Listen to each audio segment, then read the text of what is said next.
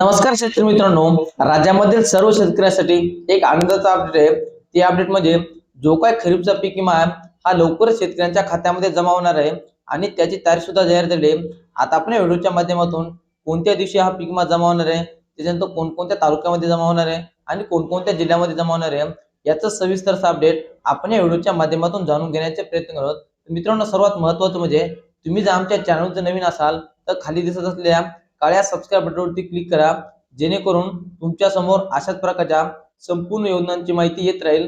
तर मित्रांनो, आता याच्या माध्यमातून आपण महाराष्ट्रामधील एकूण 24 जिल्ह्याचे अपडेट बघणार आहोत। त्याच्यामध्ये कोणकोणते तालुके आहेत हे सुद्धा बघणार आहोत। याच्यामध्ये प्रामुख्याने पहिल्याचा विचार केला गेला तर छत्रपती संभाजीनगर जिल्हा, या जिल्ह्यामधील एकूण 6,88,000 एवढे शेतकरी पात्र आहेत आणि या शेतकऱ्यांच्या खात्यामध्ये लवकरच्या पीक विम्याचं वाटप होणार आहे। त्याच्यानंतर हिंगोली जिल्हा, हिंगोली जिल्ह्यामधील एकूण 2,97,000 एवढे शेतकरी पात्र आहेत आणि या शेतकऱ्यांना हा खरीपचा पीक विमा मिळणार आहे। त्याच्यानंतर नांदेड जिल्हा, नांदेड जिल्ह्यामधील 7,80,000 एवढे शेतकरी पात्र आहेत आणि या सर्व शेतकऱ्यांच्या खात्यामध्ये या खरीप विम्याचं वाटप होणार आहे। त्याच्यानंतर बीड जिल्हा, बीड जिल्ह्यामधील एकूण 7,51,000 शेतकरी पात्र आहेत, या सुद्धा शेतकऱ्यांच्या खात्यामध्ये लवकरच या पीक विम्याचं वाटप होणार आहे। त्याच्यानंतर जालना जिल्हा, जालना जिल्ह्यामधील 6,21,000 शेतकरी पात्र आहेत।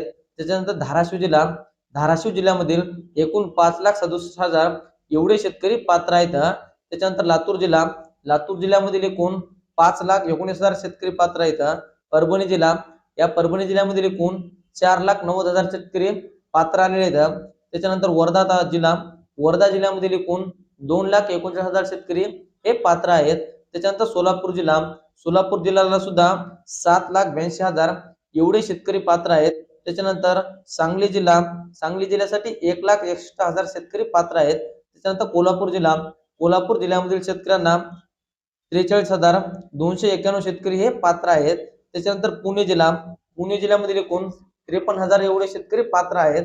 त्याच्यानंतर यवतमाळ जिल्हा, यवतमाळ जिल्ह्यामध्ये 5,23,000 शेतकरी पात्र असणार आहेत। त्याच्यानंतर बुलढाणा जिल्हा, बुलढाणा जिल्ह्यामधील 6,85,000 एवढे शेतकरी पात्र असणार आहेत।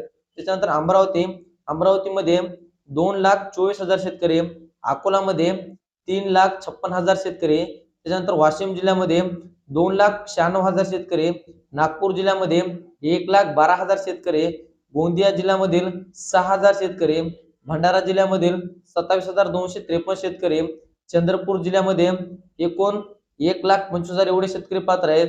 त्याच्यानंतर गडचिरोली जिल्हा, येथे एकूण 24,009 शेतकरी एवढे शेतकरी पात्र असणार। तर मित्रांनो, ही होती संपूर्ण जिल्ह्याची माहिती आणि जिल्ह्यामधील किती शेतकरी पात्र आहेत ही संपूर्ण माहिती आपण पाहिली।